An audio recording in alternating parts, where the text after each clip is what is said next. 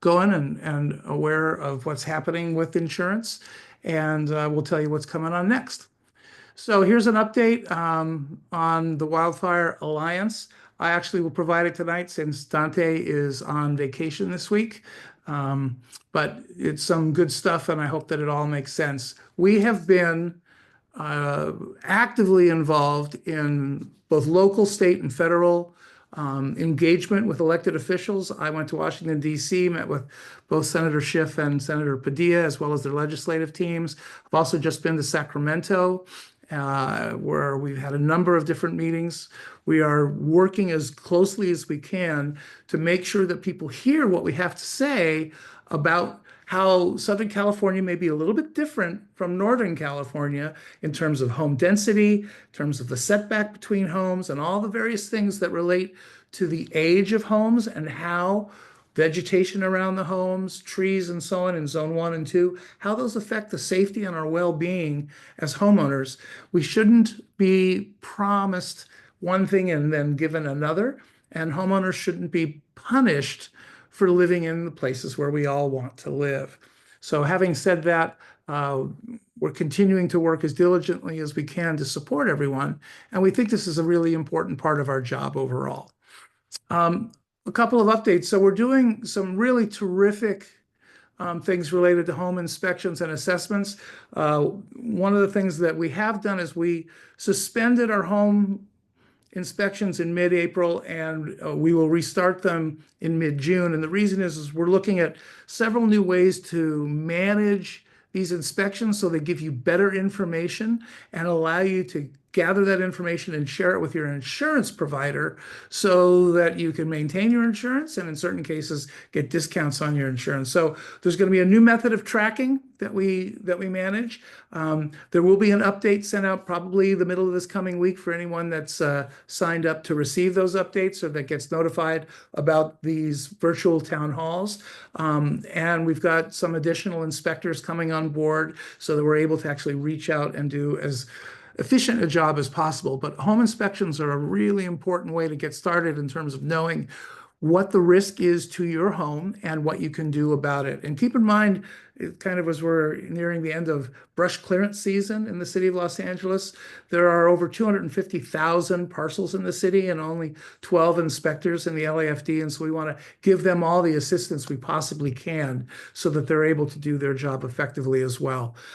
So stay tuned for that. And at the end of the evening, if you have questions about that, we'll be happy to take them as well. Our smoke alarm initiative is something that some of you may not know about, but we're very actively working this year throughout the county and also in Riverside County.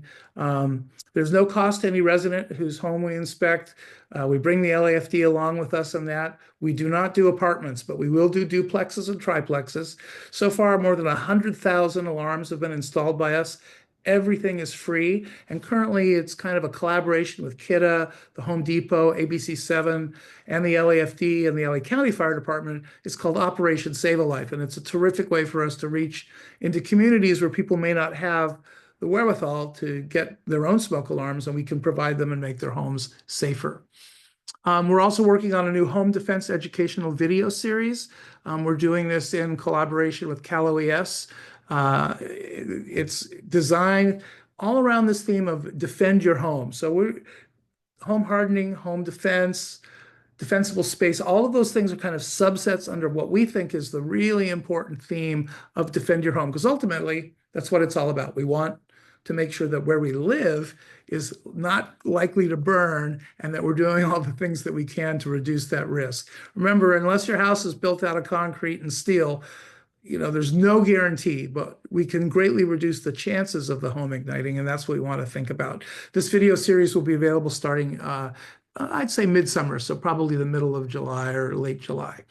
All of our previous meetings are now being pushed into YouTube, and so about 30 days from now, maybe a little bit less, you should be able to look at previous meetings and see them on YouTube. That way you'll be able to not only hear the voices and so on, but you'll also be able to see the presentations and anything else, videos or whatever else that we want to share as part of that overall solution. So I'm excited about that because it's been about 6 months since we've actually been able to have the videos up on board.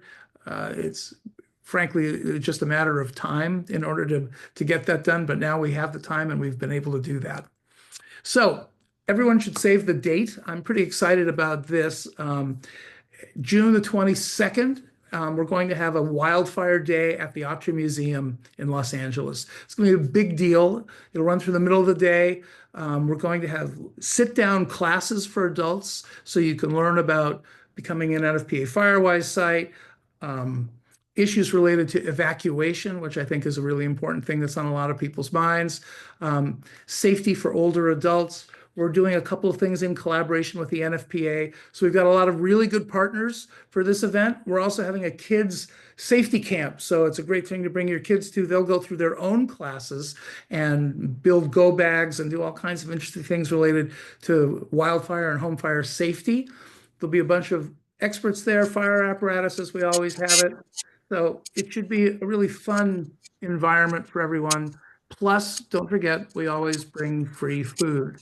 So having said that, we look forward to having everyone there on the 22nd at the Autry Museum.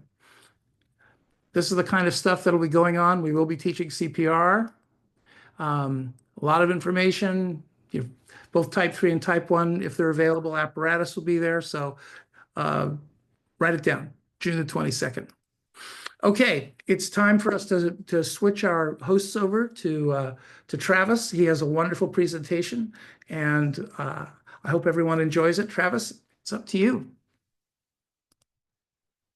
All right, so first thing is to unmute. Thank you, David, for the invitation, the opportunity to present here tonight. My name is Travis Longcore. For identification purposes, I'm an adjunct professor in the Institute of Environment and Sustainability at UCLA. I'm here as an individual. I'm going to try to give as sort of straight an update as I can about what's going on with Zone Zero, but there's also going to be some of my assessment and opinion. You'll notice where that comes in as we go through the process. So we're going to talk about Zone Zero and what it is. It is started with in California with Assembly Bill 3074 that was passed in 2020 that required the development of an ember resistant zone that was 0 to 5 feet from structures. And it gets called Zone Zero, not because it was supposed to have zero something in it, but because we in state regulations had zones 1 and 2, and they needed something that was closer to the home than 1, and that became 0. So it was sort of adding another number in the state zones next to the building, and the language of it describes it as being an ember resistant zone being required within 5 feet of the structure based on regulations that'll be promulgated by the Board of Forestry and Fire Protection, and it would consider the elimination of materials in the ember resistant zone that would likely be ignited by embers. So remember that language. There was slow development of this Zone Zero by the Board of Forestry since 2020 until the fires in January. And then there was an executive order from Governor Newsom on February 6, 2025 that basically said, Board of Forestry, you need to have a rulemaking in place by December 31st, 2025, I assume going in effect January 1st, 2026. And so the Board of Forestry has sped up its activities, has now had a couple of workshops building on previous work that it did, most recent of which was it this Monday, last Monday? It was very recent. Yeah, the 12th. The 12th. Yeah, now, Zone Zero intersects with another separate thing, which is the fire severity hazard zones, which are also determined by the Board of Forestry and Fire Protection. And they created new maps that were recently released that expand the area of the high, very high, high, and moderate. So very high is red, high is orange, and moderate is yellow zones for the whole state. This is just part of a viewer that shows the Spalding Square area over in West Hollywood, the old very high zone that was mapped by the city of Los Angeles, LAFD, and approved by the state. But now there are these new maps that expand those zones down into new areas based on their predictions of where embers could go. And it's if you look around the state, there's some interesting features. There's a bunch of San Francisco Bay that is actually now a very high fire hazard severity zone because they've mapped this entire area around Angel Island as a very high zone as well. And the reason this is important, and if you want to find out where your home is, before I say that, here is a code. This will take you to a map where you can put in your address and find out what part of the new hazard zones you might be in. And the city of LA and LAFD are in the process of adopting these new maps, which they have to adopt as high a standard as the state has put. And then they're probably also going to expand them down to streets and other parcel edges so that it's easier to implement. Because right now the state's maps will end the very high zone in the middle of a parcel in the middle of a block. And that would be just really difficult to enforce. And so as the city adopts these, they will be expanding them as well. So we don't have the final map at this point of where those very high zones are going to be. But this is important because this new regulation zone 0 is going to apply in state responsibility areas, those areas where the state's responsible for fighting the fires, and in local responsibility areas that are mapped as very high fire hazard severity zones. So where all that bright red is on those new maps, that definitely is going to have zone 0 be applied to it by law, by state. And so it'll be the job of LAFD to implement this regulation that's being devised up in Sacramento right now. So with these new maps, some of these places will be, well, actually all these places on the list here will be subject to zone 0. And I just want to point these out because I'm not sure everyone really realizes the extent to which these maps have changed. The Sunset Strip will have to have zone 0 implemented, ember resistant zone at the former House of Blues. Hollywood Boulevard, parts of it, significant parts of it will be zone 0. UCLA's Sculpture Garden, Royce Hall, Anderson School of Business, the dorms that will be the 2028 Olympic Athletes Village will all have, under the maps, zone 0 implemented in them, meaning a ember resistant zone 5 feet around all of those structures in those zones. Chinatown as well, parts of Chinatown in downtown LA. So these are not just the foothills of the Sierra or the rural areas of Los Angeles or suburban areas that are up in the hillsides. These expand quite significantly down into neighborhoods as well that are 3- and 4-story apartment buildings where the only vegetation is in fact planted within 5 feet of the structures on the entire parcel. So let me just tell you what the current proposal is. This is the current draft that was presented on the 12th. It says no landscaping materials that are likely to be ignited by embers are permitted within zone 0. This includes but is not limited to grass, ornamental or native plants, shrubs, branches, fallen leaves and tree needles, weeds, and combustible mulches, including bark and wood chips. And so they are very clear at this point. It means no vegetation within 5 feet of a structure is their intent. They have an exception for 10 or fewer plants in pots if they're not directly beneath, above, or in front of a window, glass door, or vent, that they're unaffixed. It's a non-combustible pot that's no larger than 5-gallon capacity and is set apart by 1.5 times the height of the plant, or 12 inches, whichever is greater, from the structure and each other. And the plants can't be any more than 18 inches tall, with no dead or dying material, and everyone is supposed to move these plants out of the zone 0 on red flag warning days. So you get 10 potted plants under the current proposal. Trees are permitted, but really this is temporarily because it allows for, if your building is fewer than 3 stories, the tree to be present with the trunk within 5 feet. If it is already taller than the adjacent building or structure's roof ridgeline and doesn't have any dead or dying branches, and that tree branches are kept 10 feet above the building roof line, 10 feet away from chimneys and stovepipe outlets, and 5 feet away from the sides of any building or structure. And there's a separate exception if your building is more than 3 stories tall, but you don't get this exception if there are any balconies or decks. But you can have a tree if you're within that 5 feet zone, if you're more than 3 stories tall, and you keep it 10 feet away from the structure, which is kind of difficult if the tree is within 5 feet of the structure. Basically, my interpretation, this is because you have to either be taller than the structure or keep all the branches 10 feet away. It's over time, this is a recipe to eliminate all of the trees that are within 10 feet of a building, and certainly all of the trunks that are within 5 feet of building. And they've also increased the offset distance between the roof and a branch from 5 feet to 10 feet. So right now, the code is 5 feet above the roof and 10 feet away from chimneys. So that 10 feet stays the same, but now it's going to be 10 feet away from the roof entirely. So what else? No items likely to be ignited by embers within 5 feet, including boards, timbers, firewood, synthetic lawn, attached window boxes, trellises. There was a big discussion about whether pergolas counted on this at the meeting.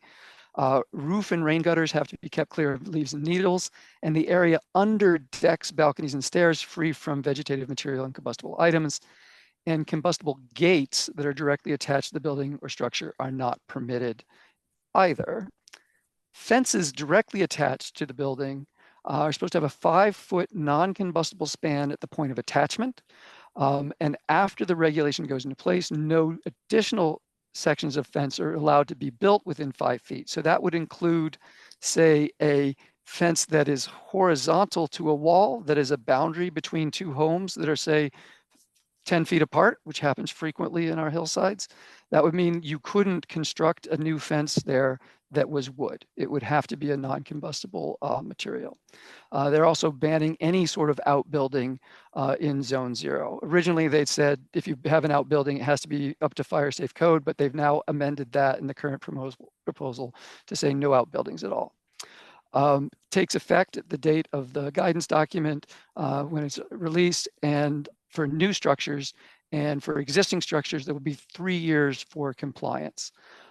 So by 2029, that would mean that all of these things would have to be in place and complied on all structures, whether new or existing. So why do these things matter? In my opinion, it's going to affect everyone in current and future very high fire hazard severity zones. There are virtually no properties that comply now. I live in the hillside area. I walk around. There is so much that would have to be removed immediately and is certainly not exempted by any of the exceptions that they have right now. It will eliminate privacy in densely developed areas, privacy hedges, et cetera, things like that. There's no exception for those within 5 feet of a structure. It will increase your temperature and associated cooling costs, make things drier and hotter. And people who are not currently expecting it, by which I mean people who previously were not in a fire hazard zone at all, but now are in the very high zone because of the new maps that were just released. Those people will go from never having had to do any fire management, vegetation management at all, to complete fire management plus a no vegetation zone 0. And there's no exception right now in the regulation for protected species. So in the city of Los Angeles, our oak trees, our toyon, our walnuts, sycamores, et cetera, there's no exception for those except for the tree exception. But those don't work depending on how tall your slope is, whether you have a 2-story building on a slope, how tall, where your neighbor is related to you. There's a whole bunch of reasons that by the letter of these regulations, we would need to be removing protected species. And these regulations also influence the insurance companies. Others can speak to that more than I. I just want to point out a couple of examples already in the news where insurers are asking people to remove vegetation trees in Zone 0. These are 2 different examples here. The one on the left, that oak tree is actually located within 5 feet of the structure. So even though it meets the 5 feet away off the roof criteria, that's being forced to be removed by an insurance carrier. And the others, in an example from Northern California, 500-year oak happened to be within 5 feet of the structure, being forced to be removed, the cost to them of $40,000. That's a lot, but big trees cost a lot to remove. So what does the science say about it? I want to just summarize the published post-fire studies for Southern California. And by this, I look not to sort of lab experiments, but to actual performance of structures after fires. So we have a fire, there's a big, you go in afterwards and document all of the conditions. We can learn a lot about defensible space and other attributes from the data that are available from before the fire, and then figure out what are the factors that are associated with the structure loss, which are more important than others. And I looked on investigations where the 0 to 5 feet zone maybe was included to some degree in the study, but there isn't, frankly, there are one of these studies that specifically and explicitly looks at 0 to 5 feet. The rest actually look at a bigger area. One of the major studies was Alexander Seifert's work in 2014 on defensible space for residential protection during wildfires. And they found, this was in San Diego County and Riverside County, a little up into Orange County, landscape factors are more important than defensible space in predicting structural loss. So basically, where you are, the slope, how close you are to the slope, the elevation, where the winds are, all those things are much more important than the management of the vegetation, which is the defensible space. They found that reducing vegetation beyond 30 meters or 100 feet doesn't reduce risk, but that up to 100 feet it does. So this definitely supports the idea of defensible space and contributing to structure protection, but found that reducing woody cover by 40% on a property and ensuring that vegetation doesn't overhang the roof was important. And I talked to John Keeley, who's one of the authors of this paper, and others that show the importance of a factor about vegetation overhanging the roof. And his interpretation of this is that it's leaf litter that is the issue with overhanging branches. And that this is a maintenance and hygiene issue. If you keep the leaf litter out, you keep the gutters clear, that those branches that are 5 feet above the roof aren't generally lighting on fire and lighting the structure. It's in fact that the litter is the issue there. That's a consequence of accumulation of leaf litter. Second study looked at some also in San Diego County, up in the hills, mountains, and in Colorado. Vegetation presence was not a strong predictor of loss in these fires.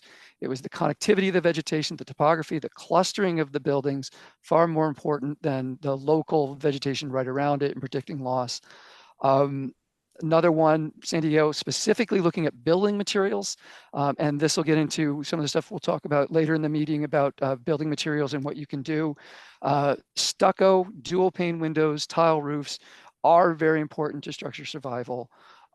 Defensible space and the no overhanging vegetation, AKA the leaf litter, were about equally important as building materials in this particular study, but together, building materials and defensible space is only about 14% of the variation in the loss. So once the building is where it is on the landscape and is, as far as it is from the neighboring buildings, there's about 85% of the risk is already built in.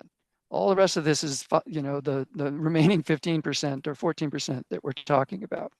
2021, there was a study on the Thomas Fire, looking at a neighborhood that was hit very early in the fire before there were a lot of resources available to fight it. And zone 0, we did explicitly look at that, explained about 9% of the risk of a home burning.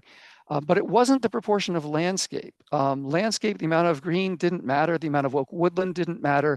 It was a flammable fence that was within 5 feet of the structure was the big thing that contributes to this 9% in the zone 0.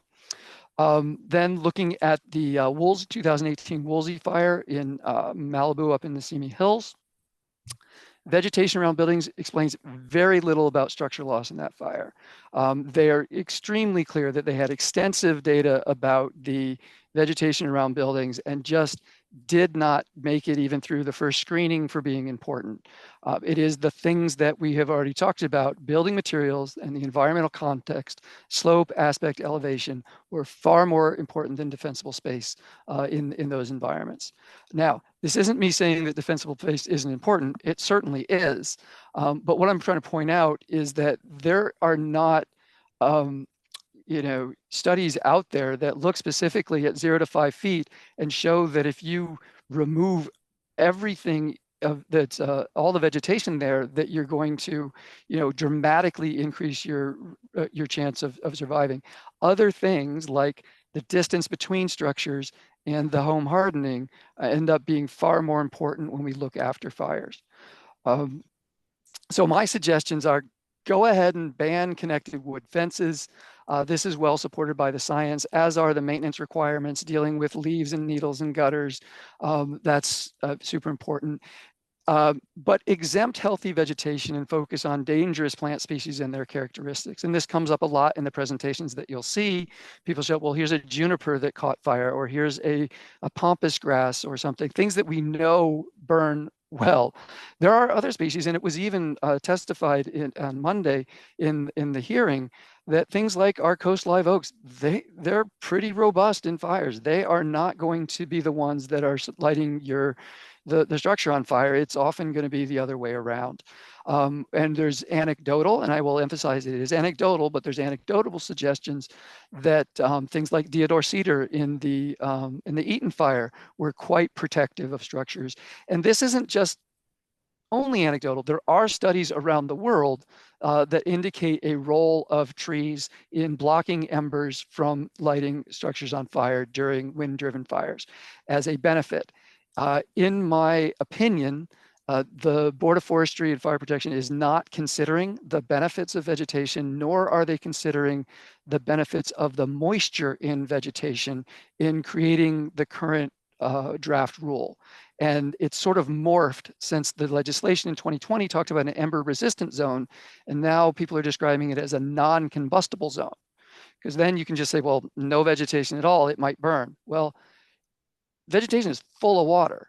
And having had to trim some large branches off an oak this past summer, I can tell you how much water in the middle of the summer just pours out of an oak branch when you cut it. That is an actual benefit. And I do not believe that it's being accurately taken into account by either the fire models or some of the fire science studies that are out there. Indeed, I've seen a study talking about the risks of hedges, but the risk that they were describing, instead of experimentally having an actual live hedge and trying to see what the flame length was for that, they created a metal frame for a hedge, cut a bunch of hedge branches, dried them out so that they were as dry as hay, and then put them on the structure, burned it, and claimed that that was a representation of the risk that a hedge had to a structure nearby. And to me, that's showing that, a bonfire with dry fuel is a dangerous thing to have within 5 feet of your house. It doesn't actually tell us that a hedge is a dangerous thing to have next to your house. I think they should exempt locally protected native tree species, because there's going to be just massive conflicts between local regulations and the state regulation as it comes down the pike here. Municipal street trees need to be specifically exempted, because there are instances throughout the hillside areas where there are street trees within 5 feet of structures that are not taller than the adjacent structure.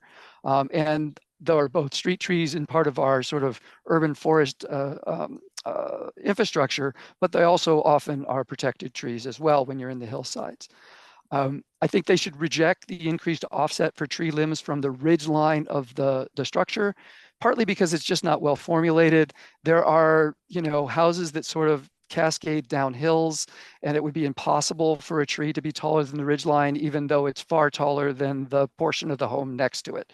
There's just definitional problems with it. And I don't think the evidence has been presented in any of the things that I've seen the Board of Forestry's website on this, that you need to do this. The maintenance requirements of keeping your roof clear of leaves and needles should deal with that risk. And the 5 feet above the roof and the 10 feet away from chimneys that has been in place, I don't think I've ever heard of someone saying that that's the reason you lost a home in a wind-driven fire in LA. And finally, I think they should give flexibility to local fire departments. I know they probably want to get away from this, but California is just too, and again, my opinion, California is too diverse for a single rule to make sense all the way from Chinatown to Chico. And that's what they're trying to do, is have the exact same rule applied in all those places. And politically, what it will do is drive a wedge between local homeowners and their local fire departments, because they're the ones who don't necessarily have a voice in the making of the regulation, but will have to come out and try to educate people why they're asking them to cut their rose bushes down that are within 5 feet of the house, or the camellia that's been there for 40 years. Um, and those are, I think, for this to work and for everyone to do the maximum number of things for safety that are proven to increase safety significantly, we need a collaborative environment between the fire departments and local property owners and people responsible for this particular thing. So the current status, Board of Forestry Advisory Committee just met. They will meet again in June. Formal rulemaking will take place in June through December. The rules plan to go in effect in January 2026. Existing structures have 3 years to comply. Incidentally, there was an example in the most recent meeting of the cost of retrofitting a home in Auburn, California, to just the vegetation portion of the Zone Zero recommendations, and that was $13,000 and involved cutting down 10 redwood trees and a black oak tree. And this was presented as a great example of implementing Zone Zero. I have concerns, shall we say, both about the accessibility. I know there are efforts to get money to do this, but about the wisdom of some of the things that are being pointed to without really solid post-fire, peer-reviewed, published science to show that there is a significant benefit of. So I'll just leave with this point here, which is public input can influence the outcome. There will be another meeting. You can sign up, you can listen. You can talk to your local elected officials who have an interest in communicating with the state about this. You can participate in the formal rulemaking process. And I encourage, the city of LA to do this, right? I mean, the city of LA is a stakeholder. The city of Santa Monica is a stakeholder. They've got, very high. West Hollywood's a stakeholder. All the cities now that have that very high zone should be engaging in this process and putting their comments in and requesting the Board of Forestry whatever it is that they believe and you all believe is in the best interest of your safety, and in implementing something that accomplishes what I think we all want, which is to reduce the overall risk on the landscape. So with that, thank you so much. And I hope it was clear which was my opinion and which were the facts of the proposal. And I'd love to take questions. So we'll do questions in just a moment or two. One of the things that I think is important for everyone to be thinking about too is how this might be effective as a collective group. So one issue that we're discussing internally is to create a letter for Cal OES and Cal Fire, and to allow people to see that letter in our web environment and to sign on to it so that we can get, 100, 200, 300 or more signatures from folks that are endorsing the letter, which is solutions-based and follows a lot of what Travis has been saying. If you would like to, if you have a question, use the raise hand option that is available in Zoom. We have a new version of it, which is acting kind of funky. So I hope that will work. And before we get to those, a couple things that I want to actually have Travis speak to, because he and I have, and certainly our folks talk about this a lot. One of the things I've noticed from these meetings is that almost all the participants are from Northern California and are dealing kind of with a Northern California mindset. Travis, talk a little bit to everyone about the difference between rural environments where a lot of this stuff originated and the dense urban environments that we have here. I mean, I worry. What keeps me up at night, I mean, literally, is worrying about the Hollywood Hills, because those narrow, tight, windy roads and older homes and a lot of dense vegetation, not one of those homes will comply with what Zone Zero is all about as we move forward. So talk to us a little bit about the distinction between one and the other. Sure. And I get this impression as well. And I appreciate you asking the question, because it really does feel like people are thinking about an acre in the Sierra foothills. And to be fair, for Cal Fire, they're not in the cities. They're the state areas that are rural.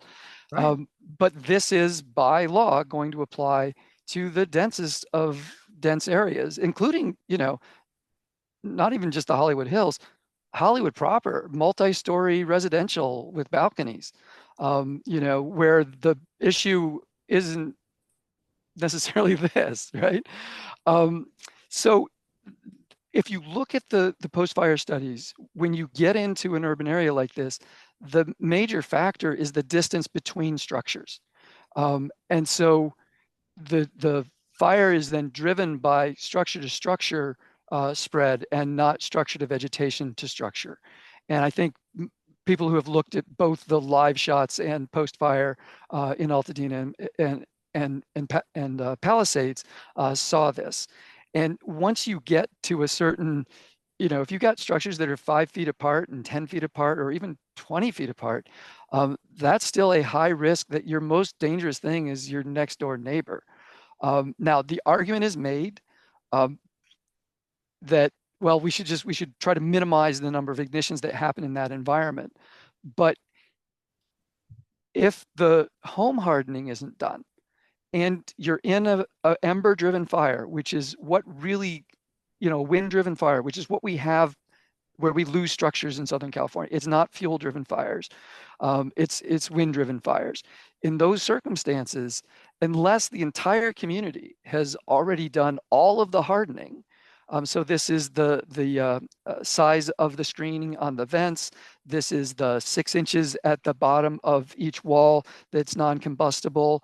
It's the eaves that are enclosed. It's the gutters that have, debris excluders.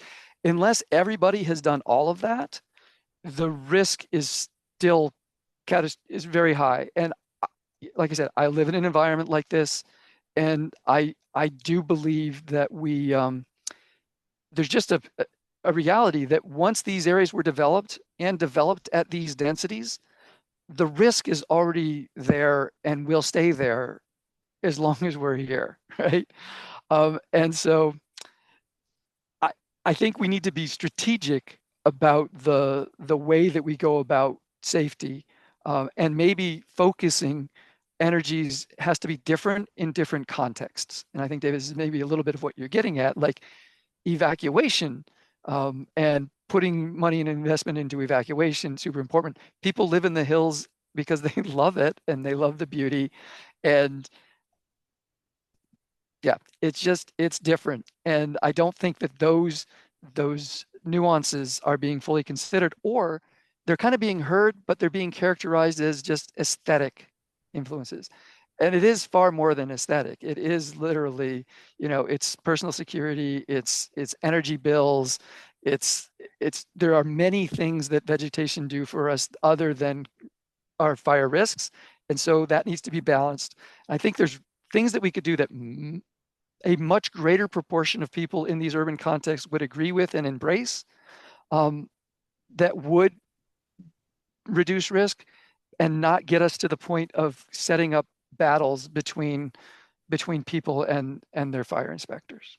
And I would add here that, Northern California isn't completely different from Southern California. For example, the Oakland Right. Hills area that burned in 1991, Yep. very similar to the Hollywood Hills, in fact, Yep. in a number of ways. But one of the things that I think is also worth bringing up here, Travis, is as we've studied this and worked with it, and when we inspect homes and stuff, a lot of the law here is talking about individual structures and the area around them. But the fact is, this is really about community, because particularly if you live in a dense urban environment, you can do everything that you're asked to do.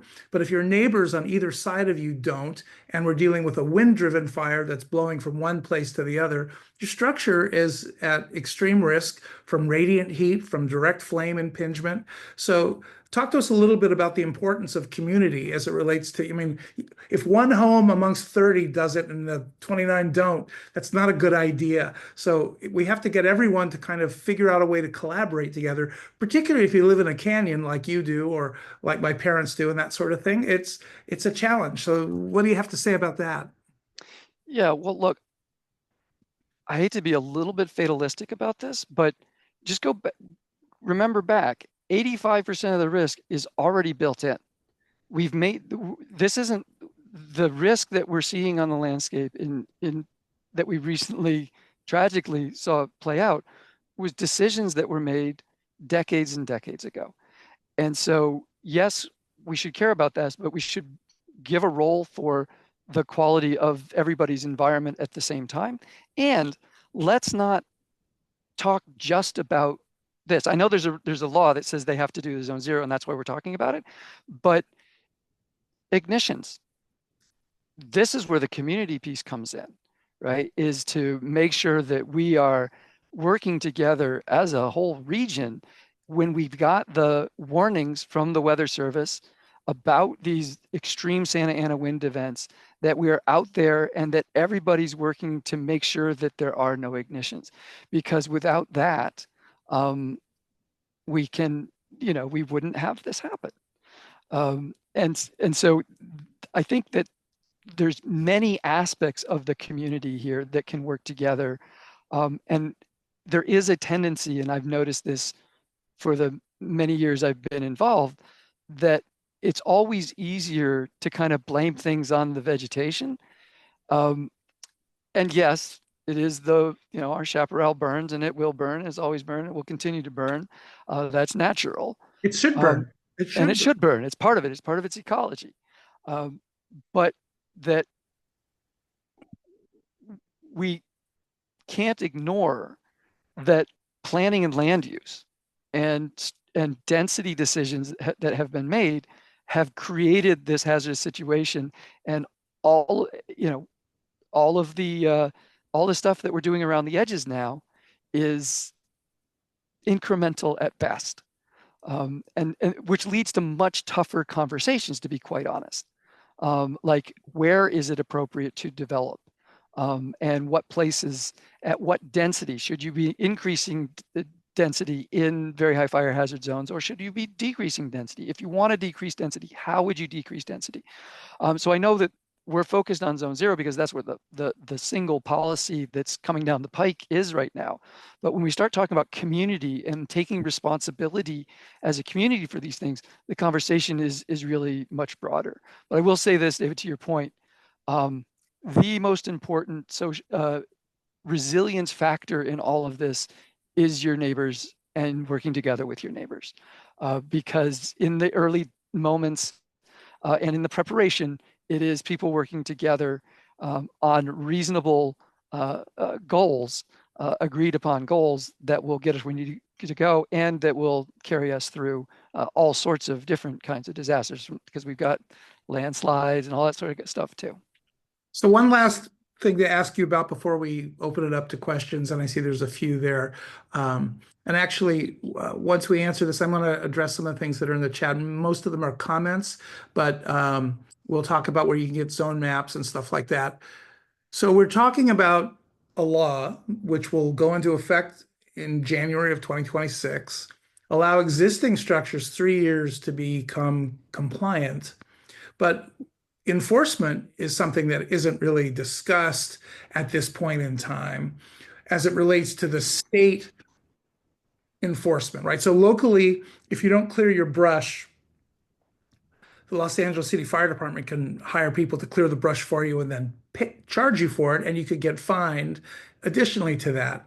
But the real issue with zone zero enforcement apparently is insurance companies and the insurance company effort to disconnect people from insurance if they don't connect with having completely compliant, not only zone zero, but 1 and 2 as well, and home hardening aspects. What are your concerns about the issues of overzealous and underinformed or undereducated insurance providers? Well, I mean, I'm concerned about this. And one of the reasons I started researching this, getting active on it, even before the January fires, was precisely because I was hearing from my arborist friends that insurance companies were forcing people to remove healthy oak trees right next, in large numbers, to comply with their preconceived notion of what risk was. And it was one of the reasons that even though I've been on the environmental review board for the county of Los Angeles for like 27 years or something, and seen hundreds of proposals and looked at them for fire safety. But one of the reasons I went back to the research to make sure I wasn't missing anything was the fact of insurance companies forcing unnecessary vegetation removal. And as I read it, it truly is unnecessary, especially when we're talking about things like coast live oak that really do resist fire, full of water, whatnot, California sycamores, these kinds of things, and other species as well that indications are they're serving a role there as well. So I think I don't want to speculate about the motivations of the insurance industry. I know we can't I, do that. I can just say that I question that some of the things are being used in either in good faith or in full understanding of the risks that are associated with them and the impacts that they're having. All right, let's move to questions. Let's start with Michaela. If you could unmute yourself and ask your question, we'd love to hear from you. What is the state going to do about these compliances, and how are they going to ensure that water is filled up in all our reservoirs and fire hydrants so we can actually fight a wildfire? And my other question is, are sheds going to have to be removed within zone 0? So yes, sheds will have to be removed. And if you have any kind of an outbuilding, whether it has a bedroom in it or not, it is an outbuilding and you can't have it within the designated area. And one thing, it's probably worth a discussion in one of our next meetings, but no metro environment has a water system that can support fighting a wind-driven wildfire to the extent that we had in the Palisades and in Altadena, right? So these are two separate environments separated by 36 miles, and both of them had water supply problems because the infrastructure is not constructed for that. You want to add to that at all, Travis? Yeah, my colleague Greg Pierce at the Luskin School at UCLA has a water resources group and has worked extensively on this water question. If we wanted to create municipal water systems to do this, we could decide to do that, but that's a different system than what we have. And so yeah, and the other thing, outbuildings that are in like zone 1, I think they're keeping a pre-existing, so this is already state regulation that you have to clear 10 feet around it to bare mineral soil. But then there's some language like if it's on a slope, don't really clear to bare mineral soil. But that's what the reg says right now. Any outbuilding, if it's occupied, I believe you're going to have to do zone 0 around it as well, so 5 feet of ember resistant. But if it's a true outbuilding, there's an actual different, at least in the current regs, there's a different specification, 10 feet bare mineral soil. There we go. Yeah. Does that answer your questions, Michaela? Yes, thank you. Welcome. Bob Silberg, you want to ask your question? Make sure you unmute. Yeah, you're unmuted. That's great. Yeah, I've got a couple of questions about home hardening, if you'll accept those questions. Sure. Well, one is, what about wooden fascia, wooden windowsills, things like that? Uh, what are we supposed to do about those things? They're not too easy to replace. Is just painting them sufficient? And then secondly, with wooden fences, I know there's a requirement or recommendation that buildings have non-combustible, that the lowest 6 inches of a building be non-combustible. But what about the fences? Would that significantly reduce the chances of a fence setting the houses on fire or catching fire themselves, for that matter, if the bottom 6 inches of a wooden fence is removed and replaced with, let's say, metal or wire or something? Okay.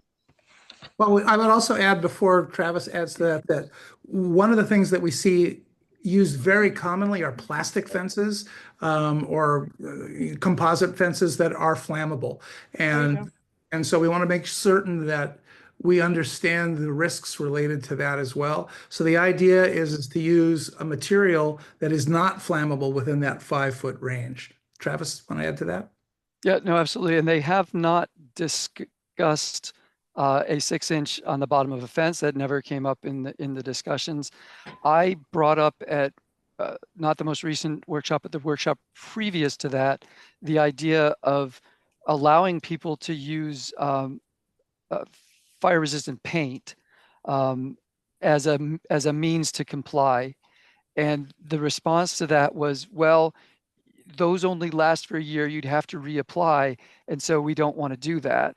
I was a little disappointed by that response because you have to do fuel modification every year too, and for the cost it would take me to replace 5 feet with a metal fence, I could paint that with every year for probably a decade or more with a bottle of a gallon of that paint. So that's a great question, and it's not something that I've heard them engage.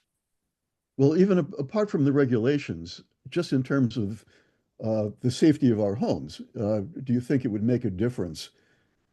We, where I live, there's a very long wooden fence between our house and our neighbor's house, and the fence actually belongs to the neighbor. I doubt that they're really going to want to replace it with something made out of metal. Um, but would, again, just replacing the bottom 6 inches of it with metal or metal wire, would that make a significant difference? And also, again, about wooden fascia and wooden windowsills. I don't hear anything about those Yeah. things, and they're right on the house. Yeah.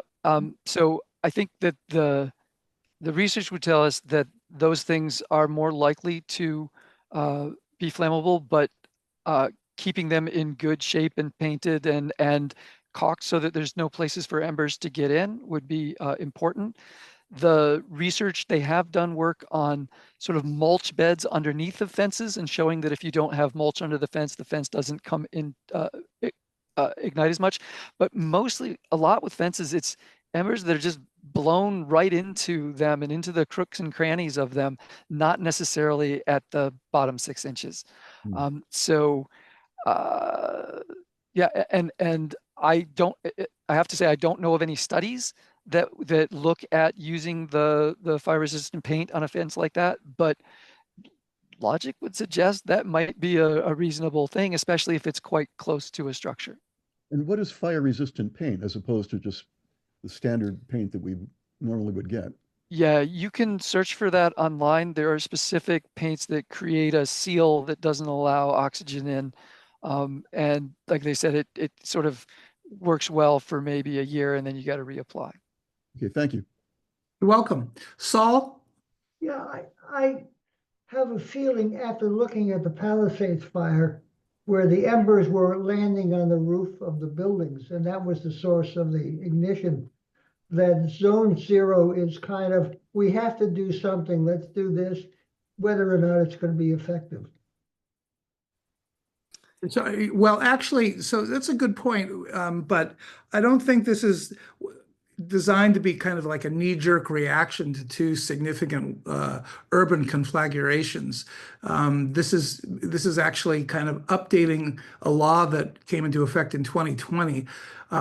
What might be a bit of a knee-jerk reaction is the rush to get it done in a very short period of time without taking into account the things that Travis and other scientists are taking into account and trying to bring to the forefront. And that's why the discussion tonight is so important and why it's important to reach out and let people know what you think.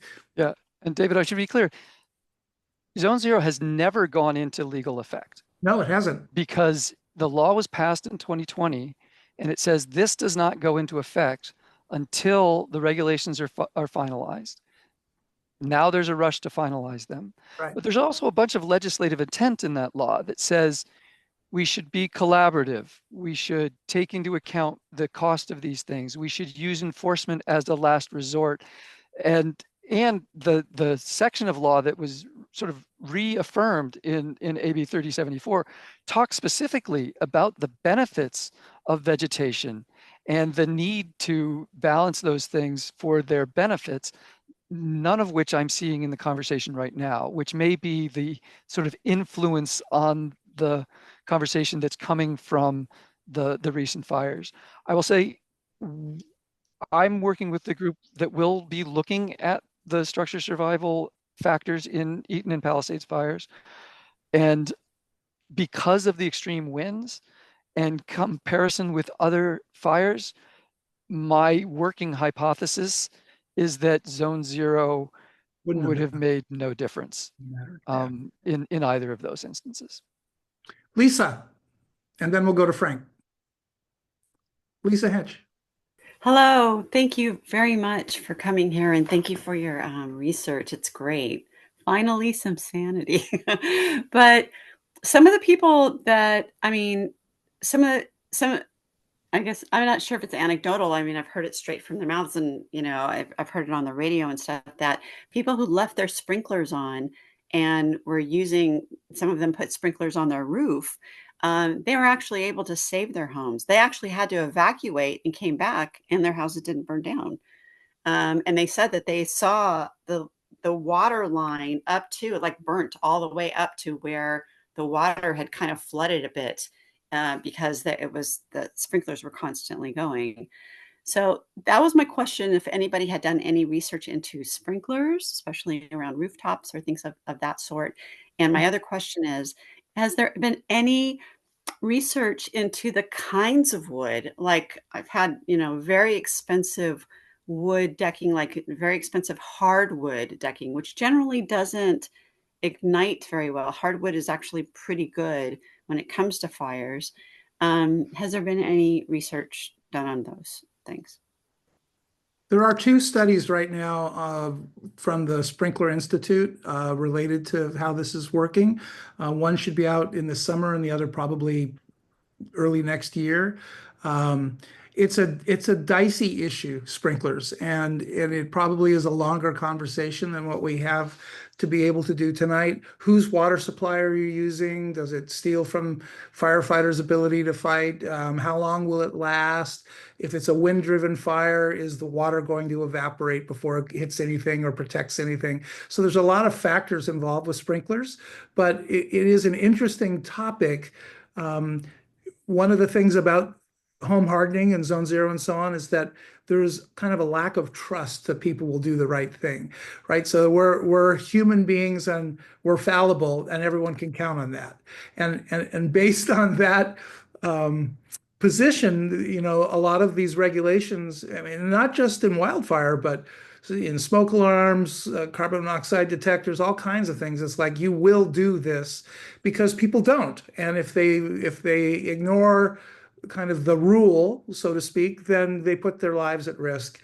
And then we get into all kinds of other kinds of topics that are political and social and so on. So I would say that there are studies, but also we need to be concerned about those things that kind of apply to all of us that we can all do. And we'll talk about that once we get through this discussion point. But thanks for the question. Appreciate it. And Oh, Frank, I'm sorry, I just wanted to add one more thing. I wanted to talk about metal roofs and metal siding. Has there been any studies about that? Because it also seemed like the houses that had those on there, they actually, you know, went through the fire pretty good because the embers didn't ignite anything. a metal roof is a really good idea for those that can do it, but it's just like anything else in life. I mean, if you're an audiophile and you build the greatest audio stereo system for your home, but you use cheap speakers, you know, then it's not going to sound great. So the same thing is true with hardening your home. If you have a metal roof and yet you have 1/4-inch vents at the bottom of your foundation or under your eaves, you know, your house is still going to burn down. So it's kind of part of the recipe is to do those things that will help. And certainly anything that reduces the risk of ignition is going to help. And a Class A roof, which isn't limited to metal, but could include it, is extremely important. I hope that helps.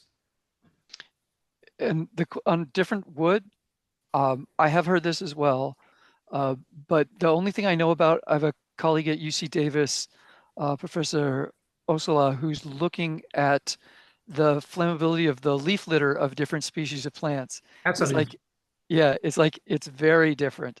And so this idea, and it may result in some more would result in some more localized advice, but that we should be paying attention not to every single plant, but in fact ones that are likely to ignite, and their litter is likely to ignite, because that's what the code, the original law says. It doesn't say non-combustible, it says ember resistant. So let's focus on the things that are likely to ignite, as it says in the code, and get some sort of a way to do that, as opposed to sort of the blanket. We're going to do two final questions. We're going to talk to Frank and then to Emily, and then we're going to move on. So, Frank, okay, it's all yours. Travis, thank you both. It sounds like the home hardening has a much better potential to give us real protection. Is there any way for us to pivot some of this discussion about zone 0 to shift to home hardening, or in terms of the legislature, are they just really separate topics? I know there were two bills proposed to create tax credits for doing home hardening work, but just curious, pragmatically, as we're thinking about how to focus our voices, do we just concentrate on turning the zone 0 interpretation into something reasonable for LA? So one of the things that is extremely important about all of this is, what is the purpose of any of this? And our viewpoint in MySafe LA is this is about defending your home. It's about home defense. And so within home defense, there are many other things that could be contributing to it. So certainly hardening your home or retrofitting your home, creating defensible space. But the most important thing is starting with the building that you live in. And we're going to talk about in just a few minutes about a number of the things that you can do that don't cost a lot of money, which could make a significant impact in protecting your home. So the answer overall is let's defend our homes. And within that are all these different components. I think there's a little bit of maybe even too much data when we try and focus in on just a zone or a particular type of construction. We have to think about holistically, what does it take to make our homes more resistant and resilient from wildfire? I hope that helps, Frank. Emily. Very much, thanks. You're muted. Okay, thank you.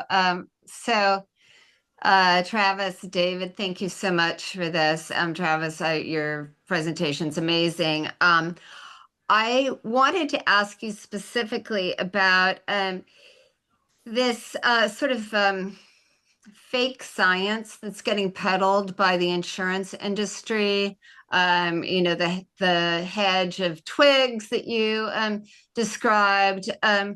All of this science that's not peer-reviewed, yet it's being peddled as, actual peer-reviewed science, and policy is being made around it. And so my first question is, how do we, get out ahead of that? I spent all day on the April 7th, in that group workshop, as you were as well. And it was very clear that there was no scientific, background in that room, that all of this policy is being driven by people who are not scientists. It's being driven by insurance companies, definitely Mercury Insurance. That's quite clear.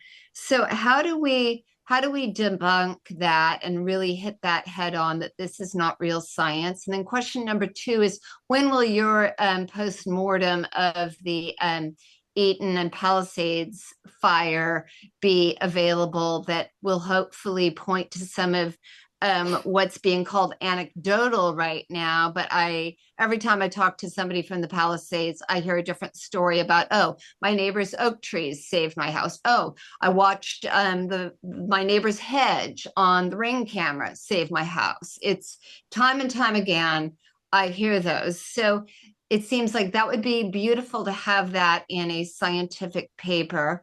And then my third statement is, why do we have a state that is pushing more density into our fire areas when we know from you. We know from John Keeley that it's the structures that are the fuel for the fire. So I can go rip out, the oak and the camellia and be in compliance and not wind up with a lien on my home, yet my home will probably burn down. So anyway, I've asked 3 questions and I'll stop.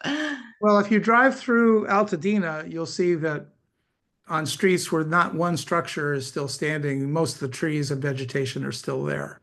So every environment is different, and we're talking about 2 different kinds of things, which is one of the things that's really important here. We're talking about wildfire. So what are the things that can be done to mitigate the risk to a structure, to a property related to wildfire?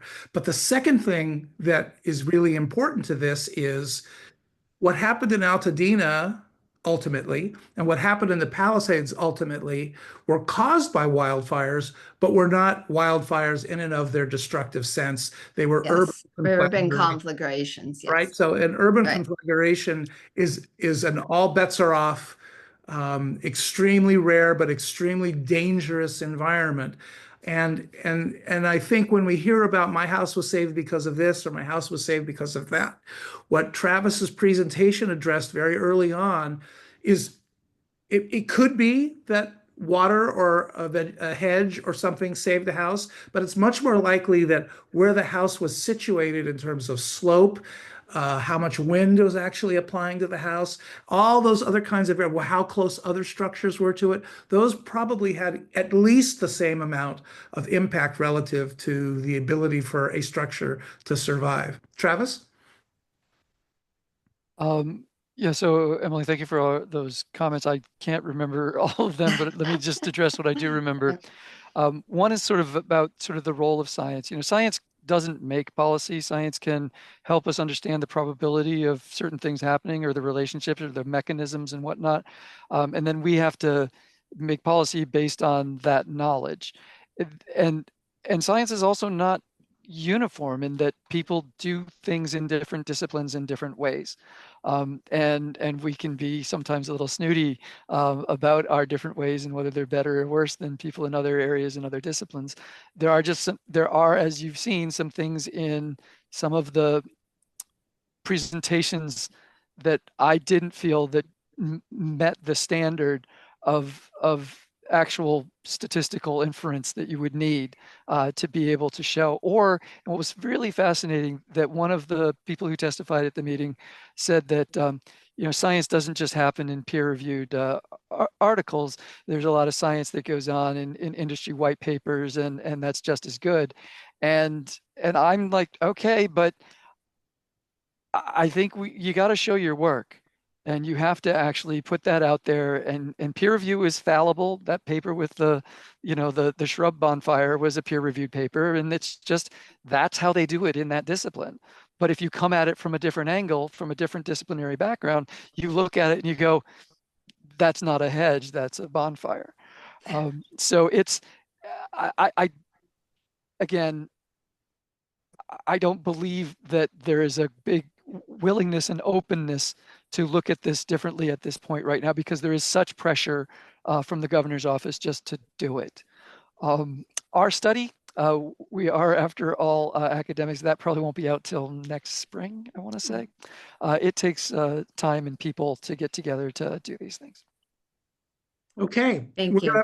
We're going to move on now. Thanks very much for your patience related to all of this. We want to make certain that everyone can see what we're sharing, and hopefully you can see my screen. Can everyone see my screen now?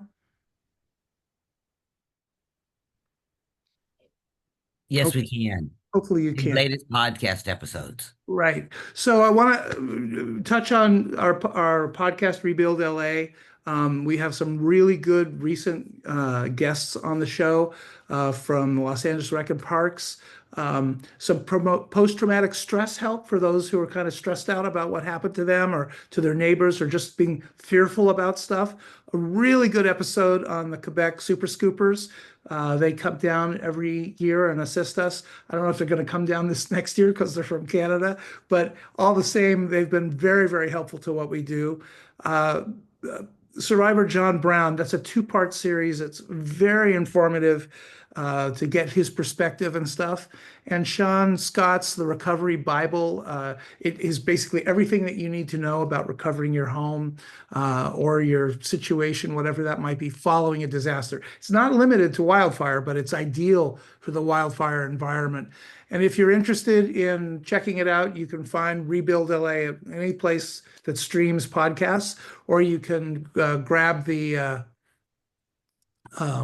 QR code that's up here, and it'll take you directly to where you can listen and subscribe. So it's a really, really important thing. We've just won a wonderful award for the quality of the show, and I anticipate that we'll get more accolades as we move forward. It's really worth checking out, so please do.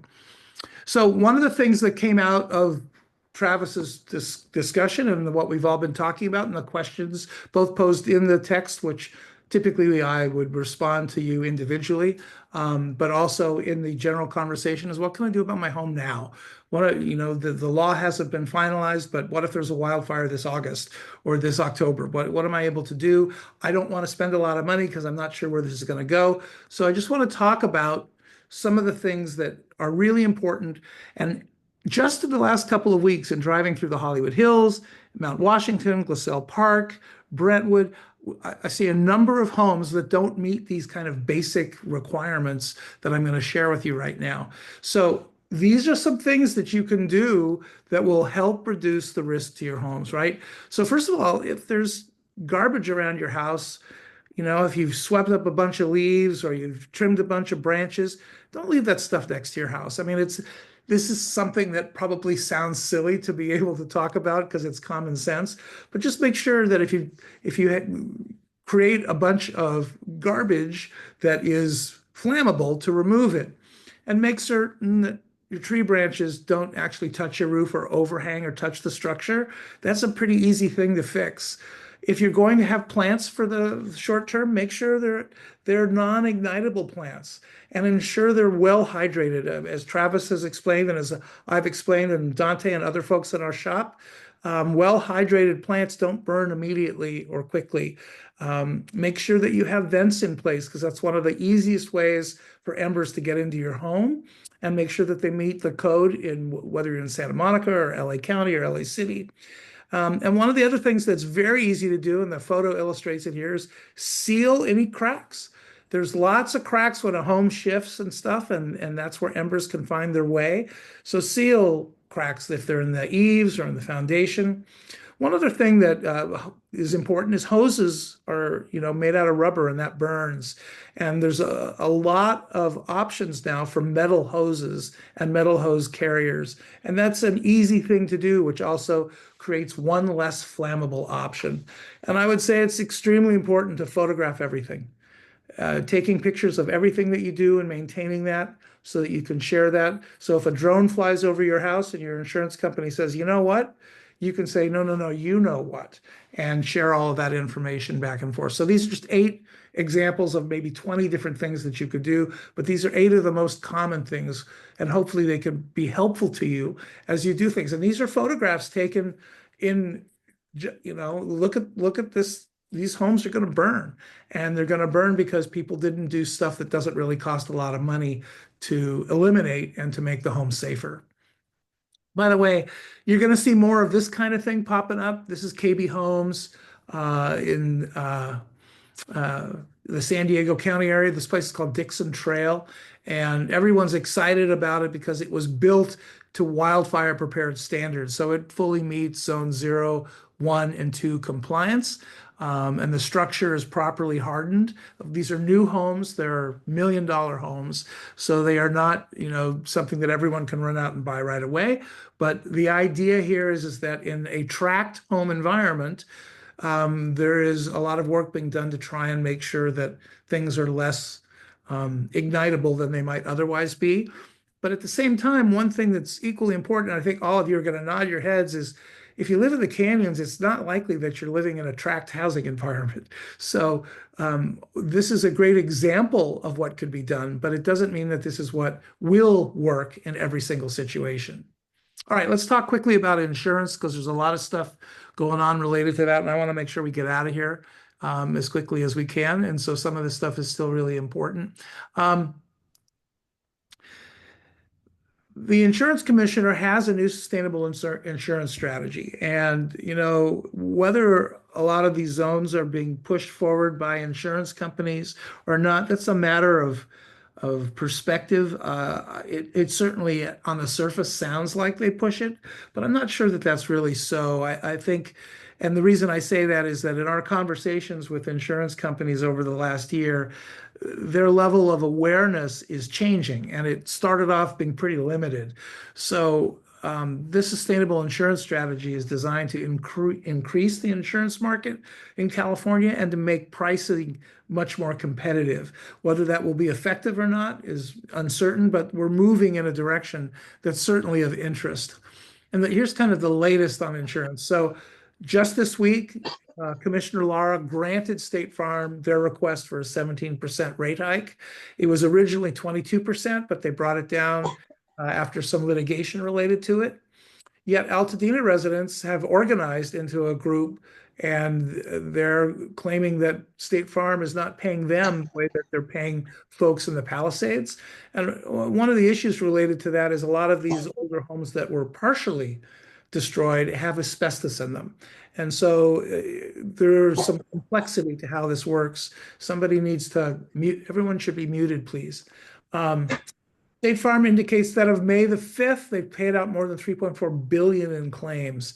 And that's something that is impactful as it relates to what's going on in terms of are we being paid or not. Commissioner Lara has suggested that there may be an investigation into State Farm's claim payment process, which is something that the state can do for any admitted insurer. So we'll kind of see what's happening with that. Separately, there's a number of people who are saying that the California Fair Plan is not paying people who have experienced smoke damage. And once again, the State Department of Insurance set out a bulletin and memo in March that reminded all insurance carriers, including the Fair Plan, that they have to pay for smoke damage and that they need to do that. And the Fair Plan has said they've paid out thousands of claims. That's as specific as they have been. They didn't say, one specific number, but I imagine it's changing all the time. So they generically said thousands of claims related to smoke damage.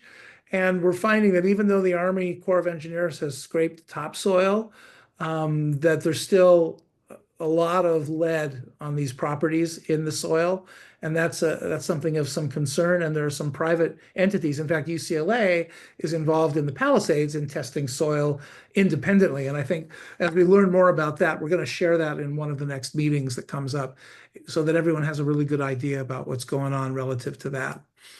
So what Commissioner Lara has said about all of the above that I just kind of went through is, what I want to commit to is doing collection of all the data that I'm going to receive and sending it to the law enforcement team within the Department of Insurance, that is, because I really want to look at all of the allegations that are being talked about.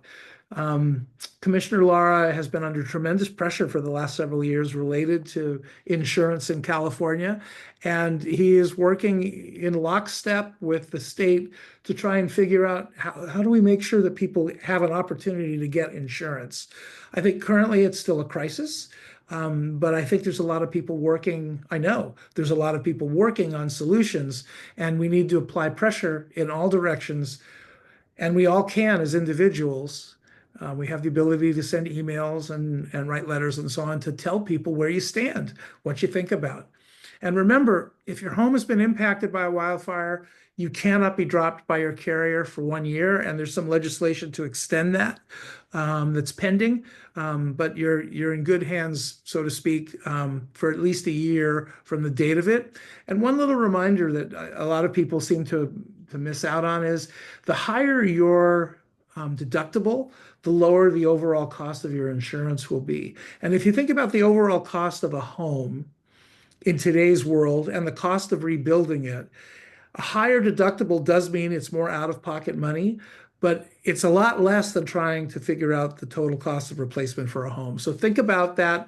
Talk to your insurance broker or to your carrier to find out what's the difference between $10,000 deductible and $30,000 deductible as an example. And I think you'd probably be surprised. So what's next? What's next is our next virtual town hall, which will be on June the 19th, on Juneteenth. And it's going to be equally as important as tonight's is. We're going to be talking about the upcoming Wildfire Day event at the Outry. We will be launching the new home defense software for everyone. It really we're has going, been. So we're I'm going happy about that. to have a presentation on spray-on retardants. Yes, I do actually.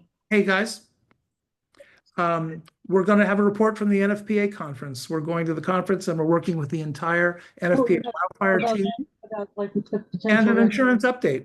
So I think Excuse me, Joyce Hagan, please mute. So we're glad that you were here today. And I don't know if they're going to mute it. And they said, there, I muted Joyce for us. So as we look forward to June, I just tell everyone enjoy what's going on. Keep in mind that things change all the time, but we want to take advantage of what we've learned here and apply it to what's going on. You'll see some updates in the MySafe LA website during the next week, including you'll be able to download all of the new very high fire severity maps for Los Angeles County.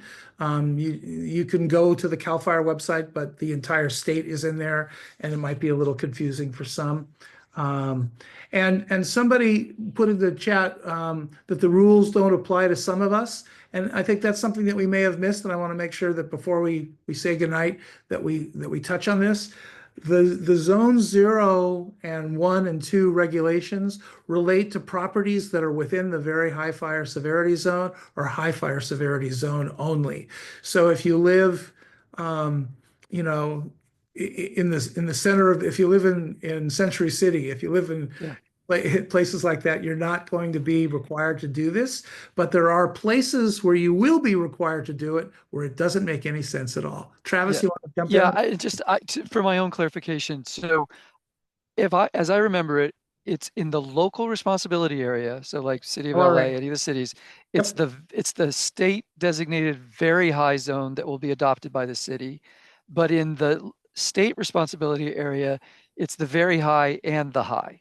Right, both. Okay, so if you go look at the maps, which are in the chat, the link to the map is in the chat, and you're in you can click on it and it'll tell you whether you're in the state responsibility area or the local responsibility area and what zone you're in at your address. And if you're in high or very high and it's state, then you got zone 0 coming. And if it's local, and are in the very high, zone 0 is going to apply, however it's formulated.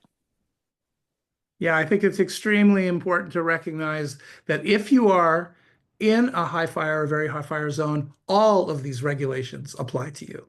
Not pick and choose, but all of them do. Okay, so thanks very much, everyone, for coming tonight and for being part of this. We're really glad to have you, and we'll see you on June the 19th. And within the next 3 weeks, everyone will get a notification about where on YouTube you can go see this presentation and some of the previous ones as well. Thanks, everyone. Have a great night. David, Thank you. Yes. this is Diana Nicole. For some reason, I'm on Emily's square, but I just wanted to say I've been attending the you know, the webinars or working groups by CAL FIRE and the Board of Forestry. It's just so refreshing because we've been kind of beat down by the rhetoric from your industry, and it's just so refreshing hearing you tonight, and Travis as always. So thank you so much. You bet. I mean, that's what we're here for, is to try and give you good information that you can make use of that has some sanity attached to it. All right, everyone. Good night. Right on. Thank you. Good night.